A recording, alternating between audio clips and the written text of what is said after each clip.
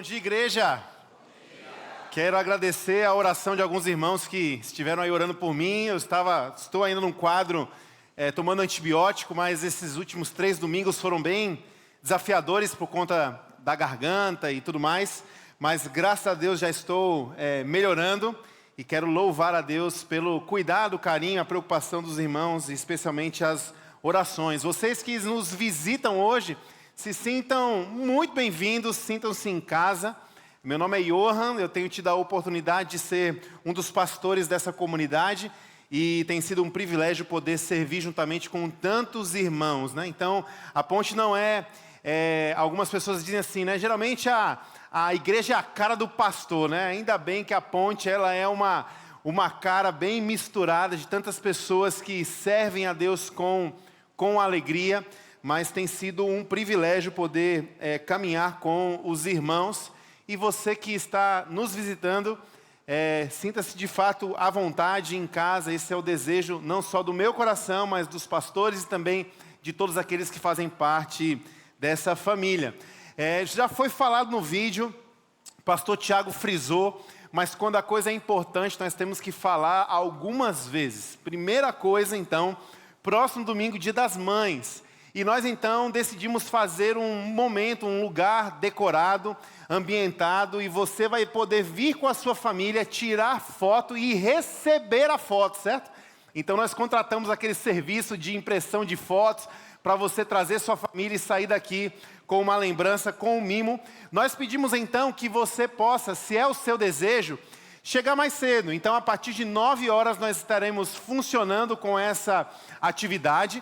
E quando o culto começa, essa atividade vai parar. Então não fique com raiva de ninguém se você chegar às 10 horas pronto para a sua foto, porque a foto vai de 9 às 10 e depois de meio-dia até acho que 1h20 e tal. Então nós aconselhamos você, mamãe, a chegar mais cedo, tomar um café, tirar a sua foto, porque durante o culto a ação não vai funcionar somente antes e depois, certo? Então, fica aí este recado para você.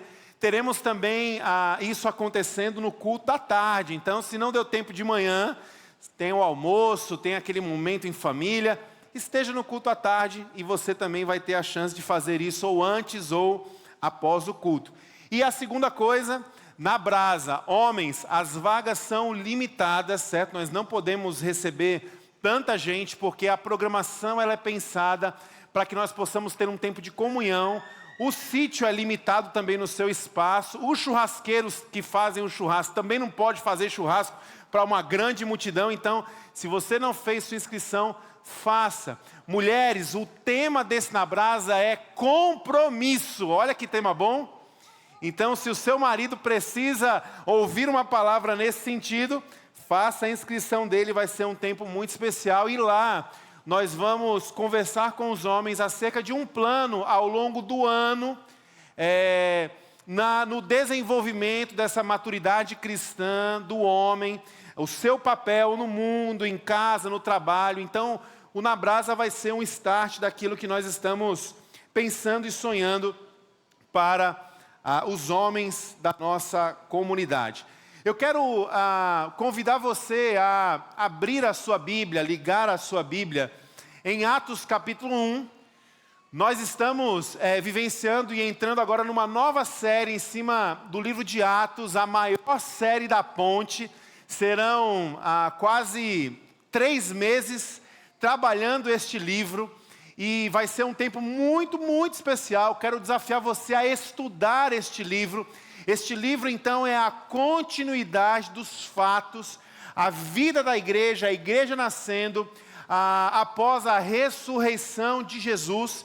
Então, nós vamos olhar com muito carinho, ao longo desses próximos domingos, acerca deste livro e dos seus ensinamentos, certo? Então, eu quero convidar você a abrir aí Atos, e nós vamos ler do verso 1 ao verso 14.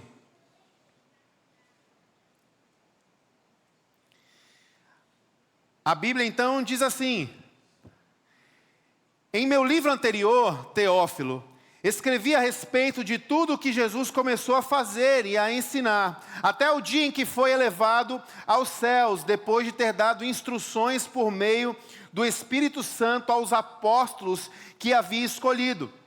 Depois do seu sofrimento, Jesus apresentou-se a eles e deu-lhes muitas provas indiscutíveis de que estava vivo. Apareceu-lhes por um período de 40 dias, falando acerca do reino de Deus. Certa ocasião, enquanto comia com eles, deu-lhes esta ordem: não saiam de Jerusalém, mas esperem pela promessa de meu Pai, da qual lhes falei. Pois João batizou com água, mas dentro de poucos dias vocês serão batizados com o Espírito Santo. Então, os que estavam reunidos lhe perguntaram: Senhor, é neste tempo que vais restaurar o reino a Israel? Ele lhes respondeu: não lhes compete saber os tempos ou as datas que o Pai estabeleceu pela sua própria autoridade.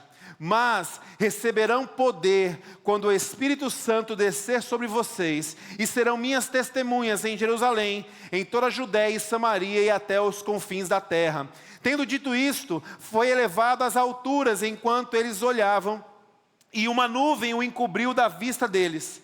E eles ficaram com os olhos fixos no céu enquanto ele subia. De repente, surgiram diante deles 2 homens vestidos de branco, que lhes disseram: Galileus, por que vocês estão olhando para o céu? Este mesmo Jesus, que dentre vocês foi elevado aos céus, voltará da mesma forma como o viram subir. Então, eles voltaram para Jerusalém, vindo do monte chamado das Oliveiras, que fica perto da cidade, cerca de 1 quilômetro. Quando chegaram, subiram ao aposento onde estavam hospedados. Achavam-se presentes Pedro, João, Tiago e André, Filipe, Tomé, Bartolomeu e Mateus, Tiago, filho de Alfeu, Simão, o Zelote, Judas, o filho de Tiago. Todos eles se reuniam sempre em oração, com as mulheres inclusive, Maria, a mãe de Jesus, e com os irmãos dele. Vamos orar? Se você quiser e puder fechar os teus olhos, curvar a sua cabeça. Pai, nesta manhã nós estamos iniciando essa jornada pelo livro de Atos, e a minha oração é que o Senhor nos abençoe, nos dando entendimento, clareza e coragem a responder, conformar a nossa vida, segundo aquilo que nos é revelado. Nós oramos pelas pessoas que estão aqui, nos servindo, as nossas crianças na Pontezinha, os nossos pré-adolescentes no PTZ.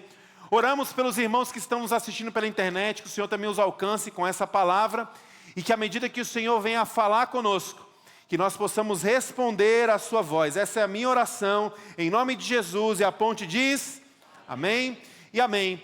Lucas, ele foi o único escritor bíblico que não era um judeu. Lucas era um gentio. Provavelmente Lucas nasceu em Antioquia e tinha como profissão médico. Lucas, além de ser médico, também era um historiador. E quando ele começa o seu escrito no livro de Atos, ele começa se referindo a Teófilo, a um outro escrito. Nós podemos considerar que Lucas ele tem uma obra em 2 volumes. A primeira obra de Lucas é o Evangelho de Lucas. O primeiro volume desta obra é o Evangelho de Lucas. E o segundo volume desta obra, então, é o livro de Atos. E nessa manhã nós queremos conversar acerca dessa temática, a ascensão de Jesus. E compreender os impactos que isso tem na minha vida e na sua vida, na vida da igreja. A primeira coisa a ser destacada, no verso 3, o Lucas está dizendo que nós temos provas incontestáveis, provas indiscutíveis acerca da ressurreição. Enquanto no verso 1 e no verso 2, nós vemos a continuidade do ministério de Jesus. Jesus ressuscita e ele continua o seu ministério, ensinando os seus discípulos. Agora, o verso 3 vai falar acerca de provas incontestáveis. E aí você pode me perguntar, mas Johan, que provas são essas?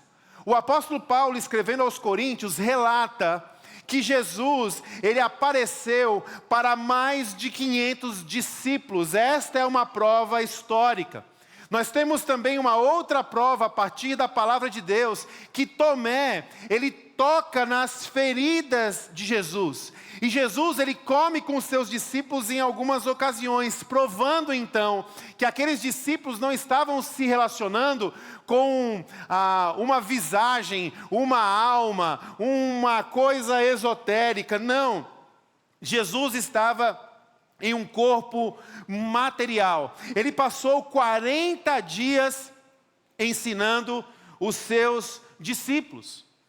Uma outra prova incontestável, o historiador Joséfo, judeu, ele escreve um dos seus compêndios mais famosos acerca de Jesus, é conhecido como Testimonium Flavianum, e ele descreve acerca de Jesus. Jesus era um homem sábio que realizava obras surpreendentes, que foi crucificado por Pilatos, mas que depois ressuscitou e apareceu aos seus discípulos. Joséfo era um historiador judeu, ele não estava aqui tentando de forma nenhuma dar potência ao lado dos cristãos, mas como um historiador judeu, ele relatou historicamente este evento.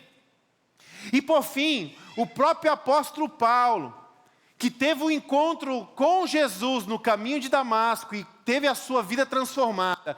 O próprio apóstolo Paulo, que nós podemos considerar um dos maiores teólogos, mais intelectuais e eloquentes do Novo Testamento, este homem, ele estava tão certo da ressurreição de Jesus, que em Coríntios ele disse assim: se nós não acreditarmos na ressurreição de Jesus, nós somos os homens mais miseráveis. Em outras palavras, é como alguém que estava, não estou fazendo alusão ou aprovando isso, a título de ilustração, é como alguém que estava numa mesa de aposta e disse: eu aposto tudo que eu tenho neste fato. E se isto for uma mentira, nós perdemos tudo. O apóstolo Paulo não teria a insanidade de fazer este comentário se a ressurreição de fato não fosse real. Um ex-conselheiro do presidente Nixon dos Estados Unidos disse também uma coisa interessante que nos faz pensar acerca dessas provas incontestáveis da ressurreição de Jesus. Ele diz assim, Chuck Colson diz assim: 12 homens testemunharam que Jesus ressuscitou. Eles defenderam essa verdade até a morte. Homens mentem para se beneficiar, não para sofrer. Em outras palavras, o que esse homem está tentando dizer? Olha, se a ressurreição fosse uma mentira, não faria sentido nenhum homens terem entregue a sua vida por esta mentira. Se nós estivéssemos, irmãos, diante de um fato que foi montado por uma mente humana, na tentativa de convencer outros pela lógica humana, nós já temos uma grande falha. Sabe qual é a falha do texto? As mulheres estavam com Jesus, as mulheres viram Jesus, porque naquela época isso era uma condição lógica humana improvável. Não faria sentido, as mulheres não teriam poder de testemunho. Então, por que nós estamos diante de uma história que não é humana, mas é uma história divina, que ela é alimentada pela fé, e a fé coloca a nossa lógica humana em contraponto? É por isso que o reino de Deus ele é invertido. Nós estamos vendo uma história, sim, que inclui mulheres, que inclui homens improváveis, iletrados. Então, aqui nós estamos diante desse primeiro relato do Lucas dizendo: olha, Teófilo, nós estamos diante de provas que são incontestáveis. E aí depois que ele fala da certeza da ressurreição, ele vai falar acerca da ascensão de Jesus. E a pergunta é: mas por que Jesus, ele foi aos céus, ele ascendeu aos céus? E qual é o impacto da ascensão de Jesus na vida de um cristão? O impacto está no texto.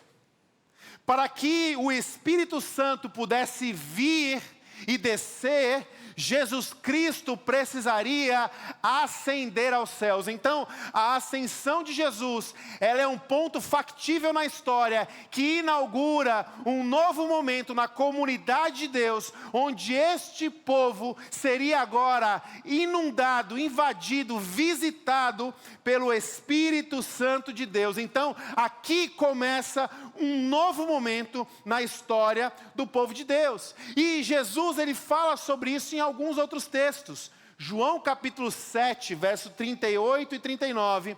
Jesus está dizendo assim, olha, presta atenção. Quem crê em mim, como diz a Escritura, do seu interior fluirão rios de água viva.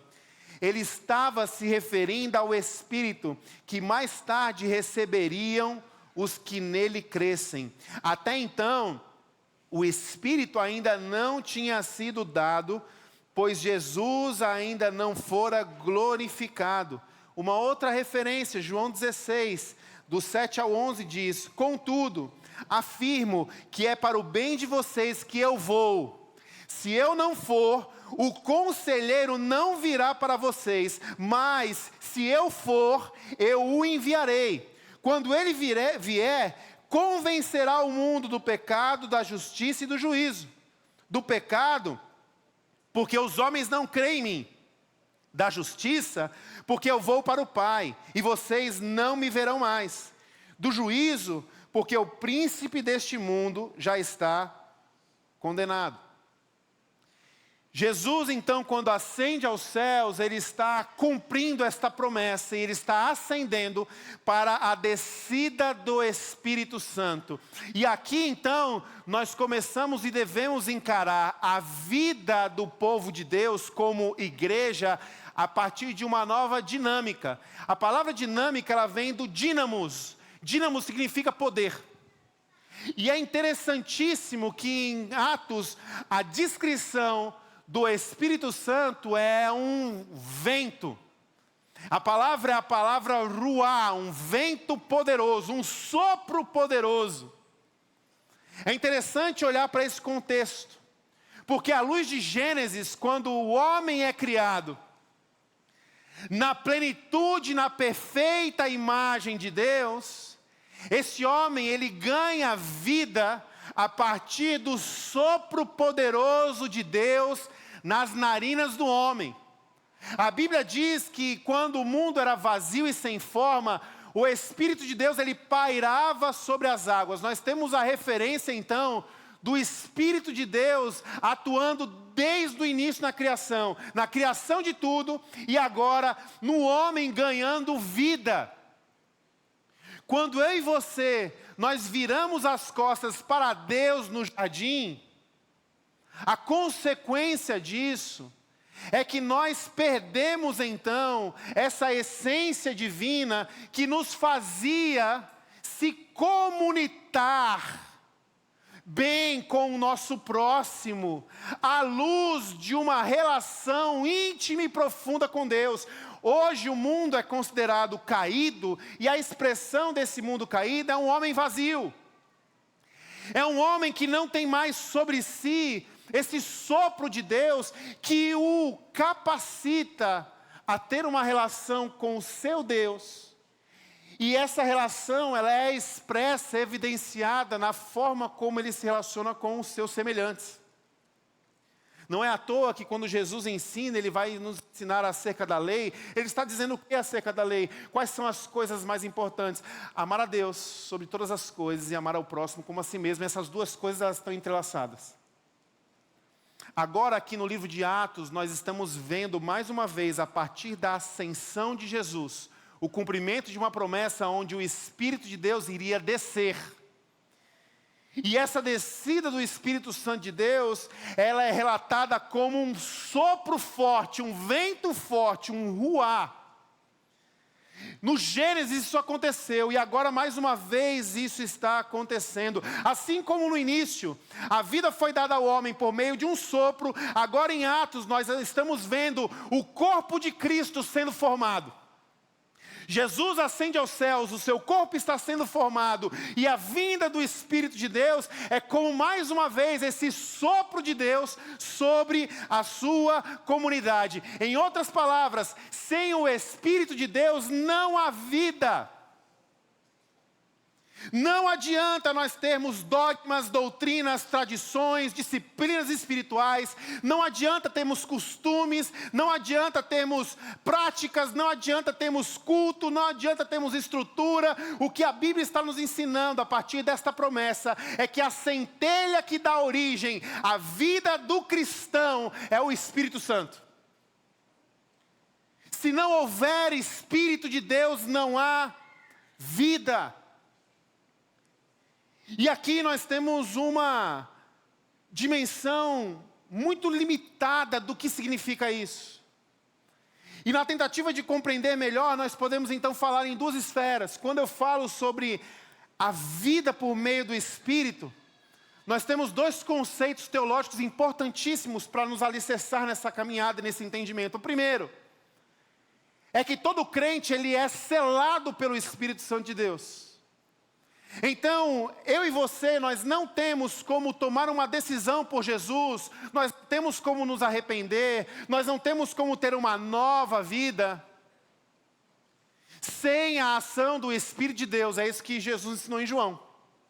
Porque é Ele que convence o homem do pecado, da justiça e do juízo.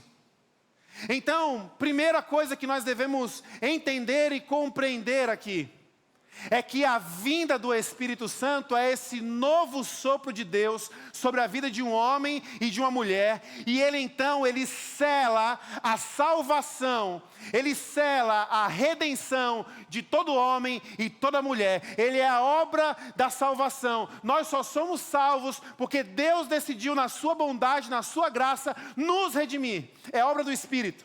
Então quando alguém diz: eu pequei contra Deus, eu pequei contra você, eu preciso mudar de vida, isto é a evidência de que nós só estamos tendo essa dimensão porque nós somos batizados no Espírito Santo. Então a primeira esfera e dimensão deste Espírito, ele vem para nos selar. Diante disso, nós não podemos admitir dois equívocos. Primeiro, não existe essa possibilidade da nossa salvação ela ser barganhada, trocada, perdida ou encontrada. Uma vez que nós fomos salvos, nós somos selados. Mas pastor, eu conheci uma pessoa que ela passou 3 anos e ela era uma bênção, e agora essa pessoa, ela se transformou, a cabeça dela virou, e aí? Quer dizer então que eu posso aqui beber da graça, garantir a minha eternidade em Deus, e depois dizer que Deus me acuda e viver a vida loucamente? Espera aí. Das duas, uma. Ou eu e você, de fato, não tivemos uma genuína experiência com Deus, porque aquele que nos redime é aquele também que nos transforma à sua imagem e à sua semelhança. Ou, na soberania de Deus, em determinado momento, no tempo de Deus, esta pessoa, ela será chamada ao arrependimento, ou pela dor, ou pelo amor, ou ela será recolhida, nós não sabemos. O que sabemos é que uma pessoa que recebe salvação da parte de Deus, ela é selada pelo Espírito. A segunda dimensão da compreensão do que é o derramar do Espírito é que nós somos então agora não só selados, mas o apóstolo Paulo trabalha um outro contexto, que é o contexto de sermos cheios do Espírito. E aqui eu quero gastar um tempinho pensando sobre isso. Selados pelo Espírito, fomos salvos por intermédio da obra, da salvação de Jesus, e o Espírito nos selou. Agora, eu decidi por Jesus, isso é uma ação do Espírito, então eu estou sendo batizado do Espírito. Mas peraí, eu aprendi uma outra coisa sobre esse batismo do Espírito, porque em Atos diz que os discípulos foram e eles impuseram as mãos sobre algumas pessoas lá em Atos, e quando eles oravam, o pessoal falava em língua estranha. E não é isso não, o batismo? Esse não é o batismo do Espírito, porque o João falou do batismo com a água, e aí agora tem o batismo do Espírito, fiquei confuso. Vamos lá. O que acontece no livro de Atos é um sinal claro do cumprimento da promessa que Jesus havia dito.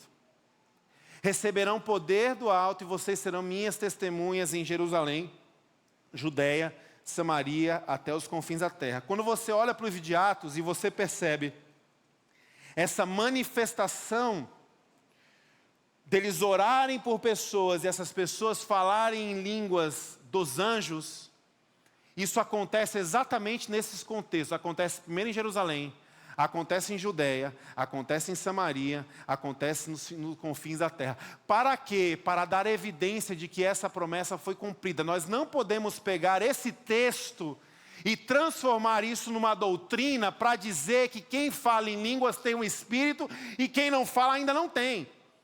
Nós não podemos dizer que o batismo da água é uma coisa e o batismo do Espírito é outra. Não, porque quando nós temos dimensão do nosso pecado, nós nos arrependemos e confessamos isso, entregamos a nossa vida a Jesus, ali nós estamos sendo selados com o Espírito. Ali é um batismo do Espírito. E o segundo contexto, então, ou conceito é cheios do Espírito. O falecido pastor John Stott disse: antes de enviar a igreja ao mundo, Jesus, ele envia o Espírito à igreja. E essa ordem, ela não pode ser alterada. Todo aquele que é salvo recebe o Espírito Santo. Essa é a evidência da salvação. Ninguém pode confessar Jesus sem que seja por meio do batismo do Espírito. Agora Jesus está nos dando, Lucas está nos falando acerca de uma outra esfera. Selados. Mas agora estamos sendo revestidos de poder. Esse é um outro aspecto da nossa relação com o Espírito Santo. Revestidos de poder. O apóstolo Paulo nos fala sobre isso em Efésios capítulo 5, verso 18 e 19. Olha o que a Bíblia diz. Não se embriaguem com vinho, que leva à libertinagem, mas sejam cheios com o Espírito, falando uns aos outros com salmos, hinos e cânticos espirituais, cantando e louvando ao Senhor de coração. O que nós podemos aprender aqui? Uma coisa, meus irmãos, é você ser selado com o Espírito. Uma coisa é ter o Espírito de Deus presente na sua vida. Mas uma outra coisa é ter o Espírito de Deus presidindo a sua vida. São duas coisas diferentes. O que o apóstolo Paulo está fazendo em Efésios é nos dando a compreensão de que nem todos os crentes habitados pelo Espírito estão cheios desse Espírito. A prova cabal disso é que quando eu e você nós estamos cheios do Espírito de Deus, as pessoas percebem. Existe uma diferença entre ser selado pelo Espírito e em ser cheio do Espírito. Esses dias eu cometi a insanidade de colocar no meu Instagram uma caixinha de participação, de opiniões. É a insanidade porque depois eu me senti totalmente pressionado a ter que responder todo mundo que colocou a caixinha. E isso me fez mal, porque eu não consegui responder todo mundo. Alguns eu respondi só para responder mesmo, outras eu tentei conversar, mas também não deu tempo. Enfim, a minha inquietação: por que a igreja de Jesus está sendo tão banalizada na internet? O que está sendo banalizado? Supostamente, manifestações que dizem respeito a ser cheio do Espírito Santo. Já parou para pensar sobre isso? Já parou para pensar como a banalização que é feita a título de meme na internet tem a ver exatamente com o conceito que o apóstolo Paulo está tratando, a diferença entre ser selado e cheio do Espírito Santo? A minha inquietação foi, e por que isso? Em um tempo de tanta banalização e memes, podemos então transformar isso numa piada e perder a genuína busca pela presença de Deus.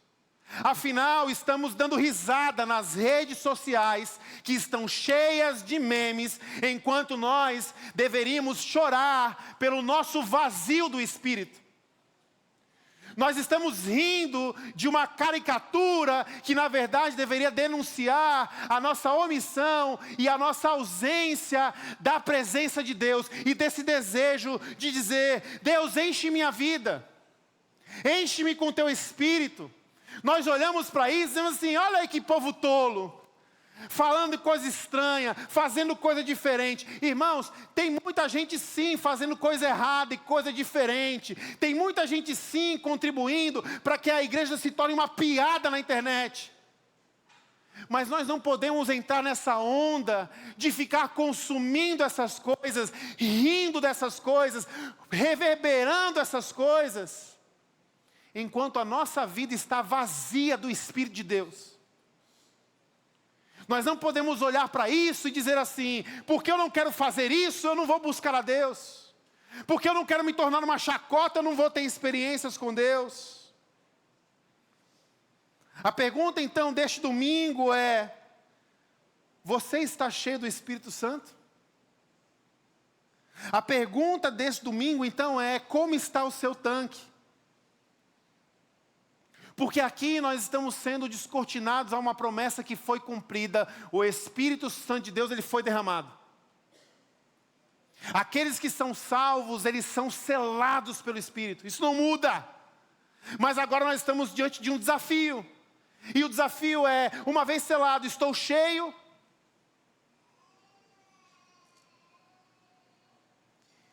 E aí Lucas continua no seu texto, agora falando acerca das consequências daqueles que são cheios do Espírito Santo. A natureza do reino de Deus está sendo estabelecida na terra pelo Espírito de Deus. E a consequência disso, à medida que o Espírito vai nos enchendo, a nossa natureza vai sendo transformada. E que natureza é esta que vai sendo transformada? No Gênesis, quando nós matamos o sopro de vida, virando as costas para Deus, não somos mais movidos pelo Espírito de Deus. Então somos movidos pelo quê? Pelo instinto. O homem sem Deus vive de forma animalesca, é como um animal, vive pelo instinto, responde pelo instinto. Ele responde ao medo, ele responde ao prazer, ele responde ao senso de proteção, ele responde ao senso de pertencer, ele precisa ter amores, ele está perdido, ele precisa ganhar muito dinheiro, ele precisa comprar um carro, e quando ele compra o carro, ele tem que trocar o carro, porque aquele carro já não serve mais, era o sonho dele, mas não é mais, ele está vazio. Ele é instintivo. Ele olha para o seu semelhante dizendo: ou essa aqui é a minha presa, ou esse aqui é o meu predador. Ele é instintivo. Agora, com a natureza sendo transformada, sendo cheios do Espírito, eu não ando mais por instinto. Agora eu devo andar pelo Espírito. E andar pelo Espírito não é mais andar nessa perspectiva egoísta. Eu não olho mais para o outro pensando: você é minha presa ou você é meu predador. Eu olho para o outro dizendo: você me pertence. Você faz parte da minha vida. Eu sou responsável por você. Olha que interessante. O primeiro homicídio da história acontece num cenário onde Deus chama então o assassino e diz: cadê seu irmão? E a resposta do coração de quem vive por instinto é essa: acaso eu sou responsável pelo meu irmão? As pessoas às vezes perguntam, não pode ver um pastor por aí, que a pergunta é assim: é pecado beijar na boca? É pecado transar antes do casamento? É pecado fumar maconha? É pecado sonegar imposto? É pecado? Pode ou não pode? O que é pecado? Me dá a lista. Você quer saber o que é pecado?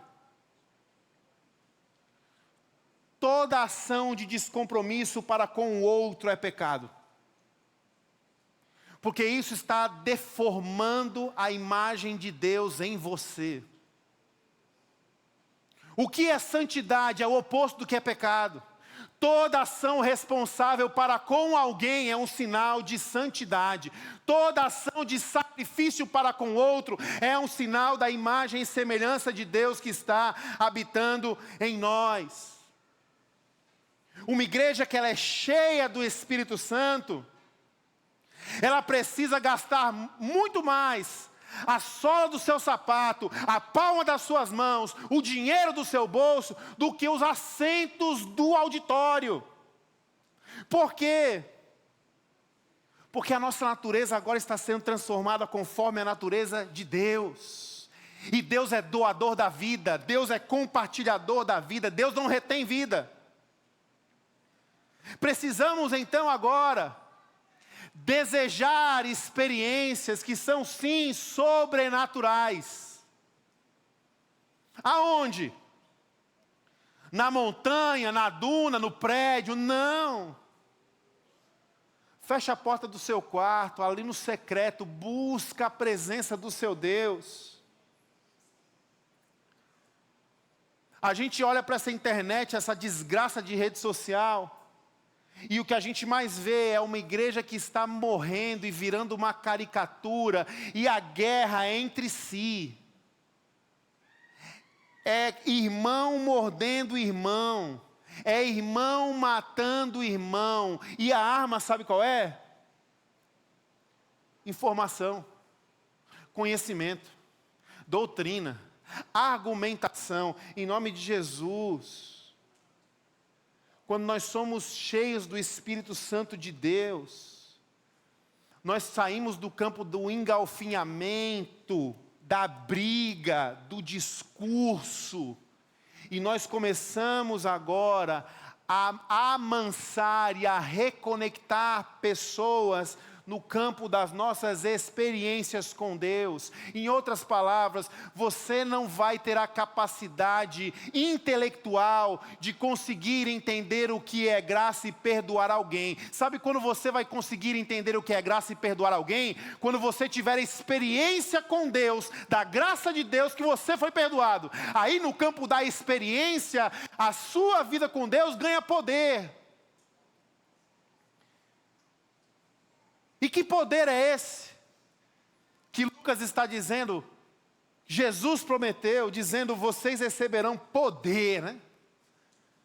É uma palavra perigosa. Tanto é que vem dínamos, que vem dinamite, né? Você pode, né? Com uma dinamite você pode explodir uma coisa para fazer um bem, mas você pode se explodir, né?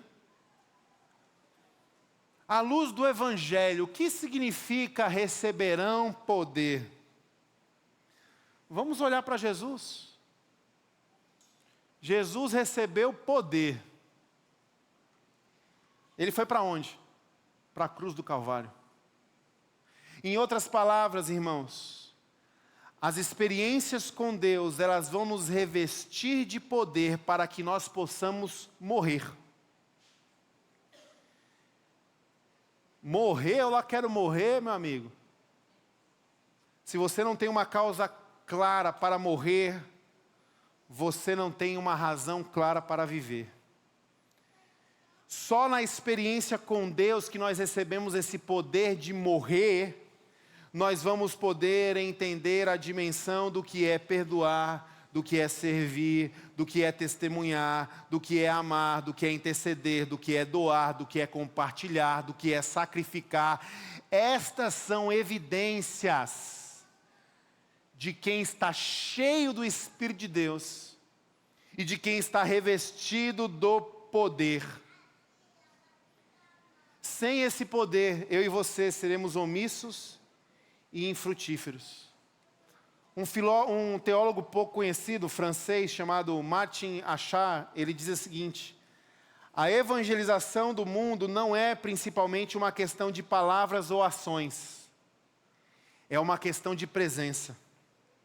A presença do povo de Deus em meio à humanidade e a presença de Deus em meio ao seu povo. Talvez nós estamos tendo uma vida omissa e infrutífera, não por falta de informação, não por falta de pregação, não por falta de louvor tocando no nosso Spotify. Nós talvez estamos tendo uma vida infrutífera e omissa, porque nos falta uma busca pela presença de Deus. E é aí onde Lucas vai fechar essa primeira parte. Os discípulos ouviram: fiquem em Jerusalém até o derramar do meu Espírito. Primeira coisa a ser destacada, não é uma questão de sentimento. Não é uma questão de sensação, não é uma questão de desejo. Buscar a Deus é uma questão de compromisso. É uma questão de obediência, é uma questão de decisão de prioridade. Eu estou decidindo. Eu gosto muito de um livro do pastor Tim Keller, Oração, onde ele nos desafia a esse lugar secreto. E ele nos desafia a ir para um lugar onde não tem ninguém, a estar sozinho e a não ter nenhum sonzinho tocando, nenhuma música, nada. É você no silêncio com Deus. E ele diz: nós precisamos passar por esses lugares onde nós estamos questionando: será que eu estou falando com o vento?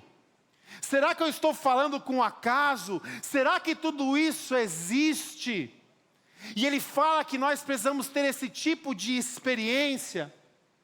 Porque se nós perseveramos neste tipo de experiência, onde ninguém vê, onde não tem artifício, onde ninguém está fazendo por mim, se nós conseguimos vencer esse ceticismo, esta é a comprovação de que Deus de fato estava ali.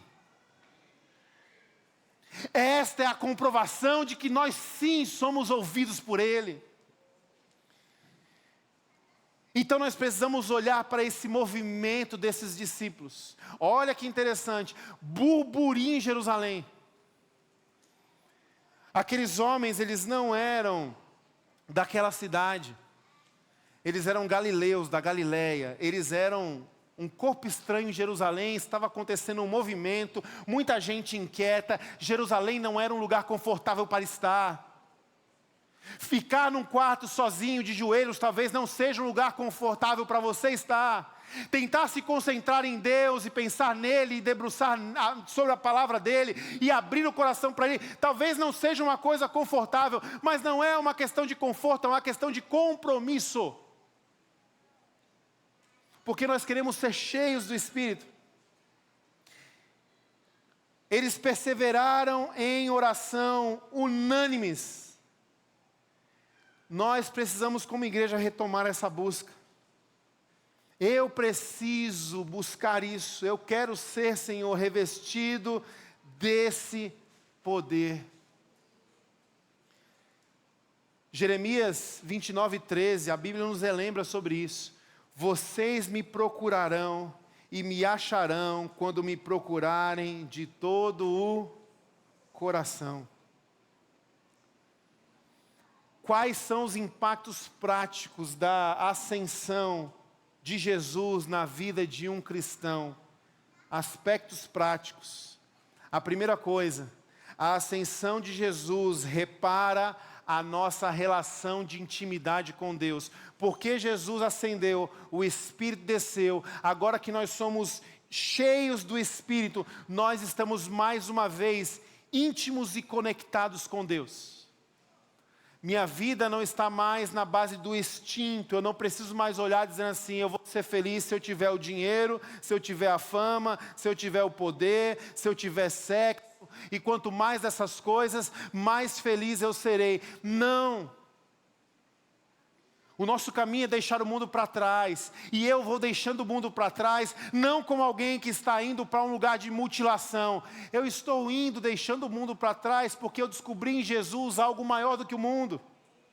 porque as minhas experiências com o Espírito Santo de Deus, elas são mais poderosas, mais prazerosas e mais significativas do que as experiências que eu posso ter como um ser humano, ou na dimensão humana.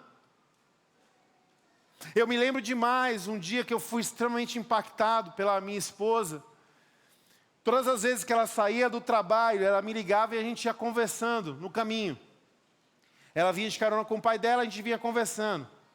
E aí um dia ela me ligou, a gente conversando, e de repente a ligação começou a falhar.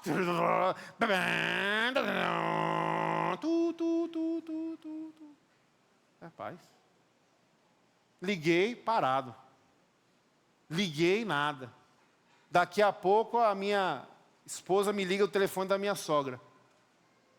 Meu amor, você não acredita, eu fui assaltada. Levaram meu celular. Instinto humano. Ativa não sei o que, a localização, fala com a galera da polícia, vamos achar não sei o que, tá lá, tá ali, vamos lá, vamos buscar, vamos recuperar. Instinto humano. Passamos alguns dias indignados, revoltados, sem entender. O telefonezinho dela já estava mais velhinho, já estava dando umas enganchadas. 5 dias depois, domingo, 7 horas da manhã, um amigo meu me liga, do nada, um cara que mora em Recife, não sabia de nada. Cara, eu estou voltando de uma viagem, eu estou aqui no terminal internacional do aeroporto Galeão, meu voo atrasou, eu estou aqui no Duty Free, eu estou vendo aqui uma promoção de um celular que os caras estão fazendo um parcelamento em 26 vezes. Tu está precisando de um celular? Aí eu disse, meu irmão, estou. Pô, cara, eu vou comprar para tu, deu certo. Aí ele comprou. Por coincidência, era o telefone que a minha esposa estava paquerando já há muito tempo. Por coincidência. Eu não falei nada para ela. Aí quando o telefone chegou, ele mandou, estava em Recife, uma pessoa trouxe e tal, não sei o quê. Eu peguei o telefone e falei assim, vou fazer uma surpresa espiritual para minha esposa. Preparei aquele sermão, né, para dizer assim, Deus é fiel, né? Deus é soberano. Preparou uma mesa na presença dos nossos inimigos, a gente se prosperou, né? É esse discurso de quem acha que tem o Espírito, mas vive por instinto. É esse o discurso da gente. Aí lá fui eu. A gente brinca lá em casa sempre assim, fecha o olho e faz mão de bandeja, quando a gente quer fazer uma surpresa, né? Fecha o olho, mão de bandeja. Aí eu peguei e coloquei assim a caixa de telefone na mão dela. Ela abriu. Aí olhou, ficou impressionada, ficou feliz. Eu também fiquei feliz porque eu tive que deixar o meu telefone na mão dela. Aí toda hora, me empresta o telefone para ver isso aqui, me empresta. Aí eu fiquei feliz, que eu recuperei meu telefone também. Né? Aí eu preparei aquele discurso, né? Meu amor, tá vendo como Deus é fiel? Tá vendo como Deus é soberano? Aquele discurso. Aí eu falei assim, vamos orar em gratidão a Deus pelo telefone? Aí ela falou assim, eu quero orar. Aí eu falei, amém. Fica legal, né? E a oração da minha esposa não foi sobre o telefone. A oração da minha esposa foi estendendo graça, misericórdia, perdão por aquele homem que havia feito mal para ela. A oração dela foi, Senhor, converte o coração daquele homem. Transforma o coração daquele homem. Que esse telefone sirva para alguma coisa e sirva para o bem. Eu nunca vou ter uma experiência de intimidade conjugal com a minha esposa que possa se comparar com as experiências que eu tenho com ela diante do Espírito de Deus. Nenhuma experiência conjugal é capaz de me marcar de forma tão profunda, de me transformar de dentro para fora, como uma experiência com o Espírito de Deus. Então nós que somos casados devemos olhar para esta vertente. Não são os sonhos de casal que a gente pode realizar junto. Isso é bom, amém, que tenham viagens, que tenham conquistas, mas o que não falte, experiências com o Espírito de Deus. Momentos que vocês estão juntos na presença dEle. como jovens também, como solteiros, solteiras. Nenhum homem, nenhuma mulher é capaz de lhe dar essa satisfação que você pode ter através dessa intimidade com o Espírito. De forma prática, a ascensão de Jesus repara a nossa relação de intimidade. Cheios do Espírito, eu não sinto falta de nada. Tanto é que a prova disso é que a oração se transforma em gratidão a Deus. Gratidão por quê? Porque não está faltando mais nada. N.T. Wright dizia isso: o templo de Jerusalém era visto como um lugar onde o céu e a terra se uniam. E a descrição da ascensão por Lucas pressupõe que Jesus agora está unindo o céu e a terra em um só. Momentos com o Espírito de Deus são momentos onde nós experimentamos o céu encostando na terra. A ascensão de Jesus nos reorienta na nossa história. A Bíblia diz que os discípulos ficaram olhando para cima. Aí desceu 2 anjos dizendo assim: ei pessoal, deixa eu dizer uma coisa para vocês, deixa eu orientar vocês. Aquele que subiu, da mesma forma que subiu, descerá. Se a gente não tem Espírito Santo de Deus, a gente vai ficar preso naquele celular que o cara roubou, e a nossa vida vai ficar naquele passado, e a gente vai gastar a nossa energia achando que a solução da nossa vida está num telefone novo. Não! A nossa vida é muito maior do que isso. Os nossos sofrimentos atuais não são comparados com a glória que nos será revelada em Cristo Jesus. Então, a ascensão de Jesus nos reorienta. Da mesma forma que o nosso Jesus subiu, Ele voltará. E a nossa vida então está agora reorientada para este referencial, a volta do nosso Senhor. E enquanto Ele não volta, eu sei onde Ele está. Onde Ele está? À direita do Pai, governando soberanamente. Nenhum detalhe está escapando dos seus olhos, das suas mãos. Todas as coisas cooperam para o bem daqueles que amam a Deus, inclusive as coisas que eu não gosto, inclusive aquilo que me prejudica. Deus é tão bom, tão bom, tão bom, e a sua bondade é tão infindável, que até aquilo que é ruim serve para me transformar e me levar para esta história onde meu Deus está governando, e logo, muito em breve, da mesma forma que subiu, Ele descerá. A ascensão nos dá o sacerdote ao lado do Pai. Ele está conosco e Ele está ao lado do Pai, intercedendo por nós. Agora os olhos de Deus não se voltam para mim, para você com ira. Os olhos de Deus se voltam com graça e misericórdia. Por quê? Porque Ele volta os seus olhos para o seu Filho, e Ele nos enxerga à luz do seu Filho. Da mesma forma que agora nós podemos ter a compreensão de que não temos um Deus irado, mas um Deus que é Pai, porque nós o enxergamos através das lentes de Jesus, que está à direita do Pai. Como eu queria uma igreja mais avivada, né? Um negócio desse é para a gente dizer: uhul, glória a Deus, amém, né? Não? Pô. Oh, glória! A gente tem tanto medo de virar meme que a gente tem medo de se expressar, né? Não? Vamos se libertar disso. Para concluir, Colossenses capítulo 3, verso 1 e 2. Mais uma do apóstolo Paulo. Portanto, já que vocês ressuscitaram com Cristo, procurem as coisas que são do alto, onde Cristo está assentado à direita de Deus.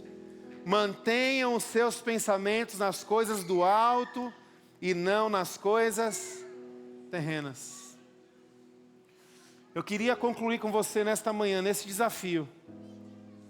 No desafio de você entender que se Deus operou na sua vida a obra de salvação, e se você é selado pelo Espírito de Deus, você foi selado para que você pudesse ser cheio. E eu volto com aquela primeira pergunta: como está o seu tanque nesse sentido? Talvez a sua vida virou religiosa demais. Talvez virou cética demais. Talvez a vida está distraída demais. talvez você está consumindo tanta coisa no automático que você não percebe nem mais o gosto, o sabor e o valor das coisas.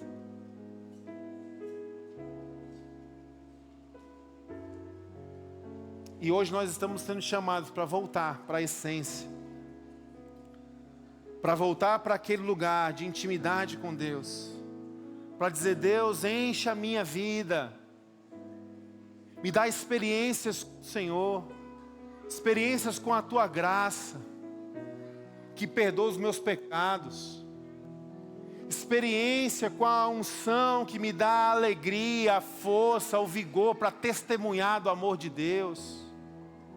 Experiências com a Tua misericórdia, onde à medida que eu experimento o Teu perdão, eu consigo liberar as pessoas que me ofenderam, estão perdoados, livres.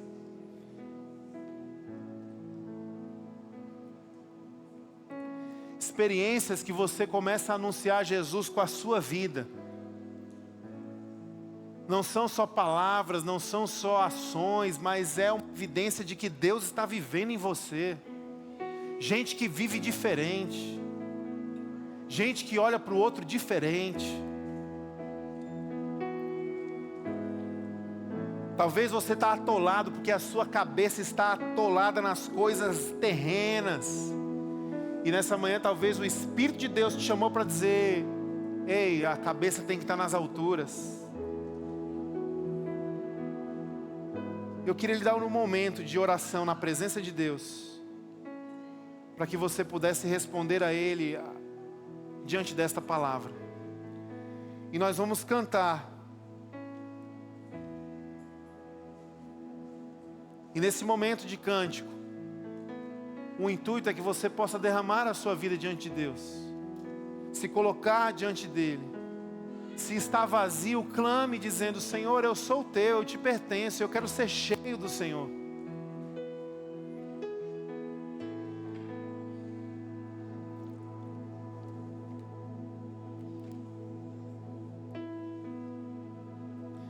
Nós vamos cantar e em seguida vamos orar juntos.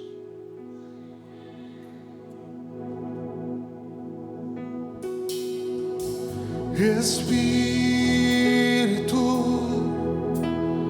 enche a minha vida. Espírito, enche a minha vida. Enche-me do Teu poder, pois em Ti eu quero ser. Espírito, enche o meu ser. As minhas mãos eu quero levantar e em louvor Te adorar.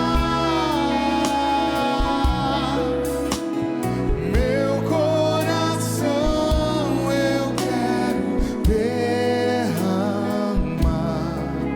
diante do Teu altar. Vamos juntos mais uma vez. Declare ao Senhor: Espírito, enche a minha vida. Espírito, enche a minha vida. Enche-me do Teu poder, pois de Ti eu quero ser. Espírito, enche o meu ser. As minhas mãos eu quero levantar e em louvor Te adorar. Meu coração eu quero derramar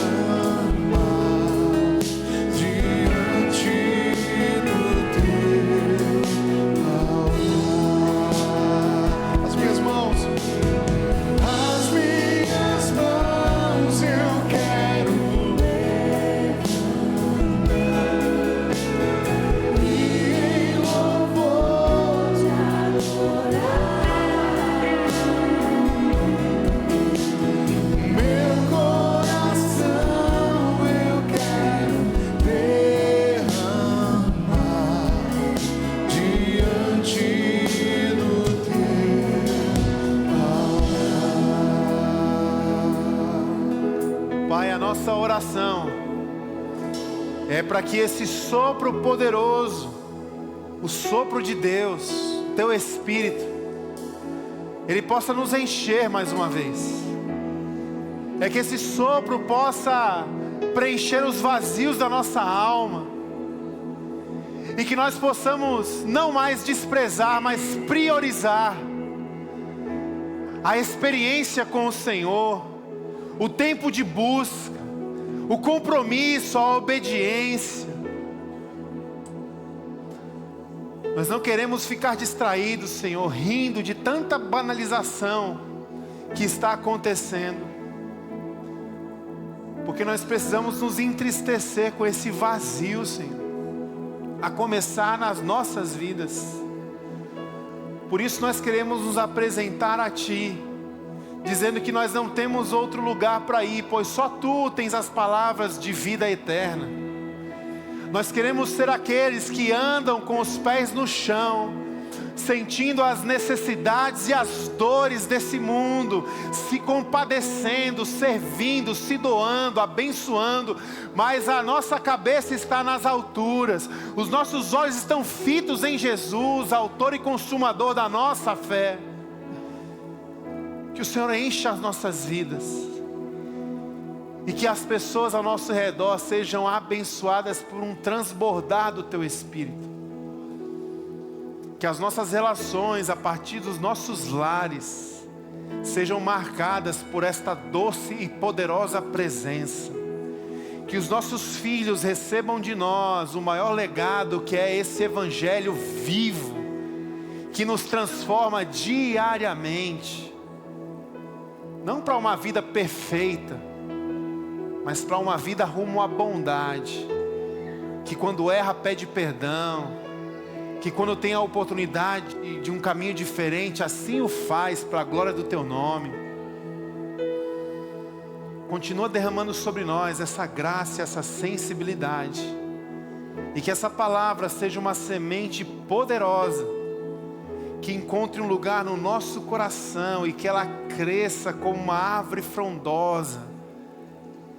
Que nós possamos ser um testemunho evidente de que o Senhor está vivo, ascendeu e hoje reina. Que o Teu reino possa continuar sendo estabelecido e nós possamos ser os Teus cooperadores, cheios do Teu Espírito. É o que nós oramos em nome de Jesus. Amém, amém.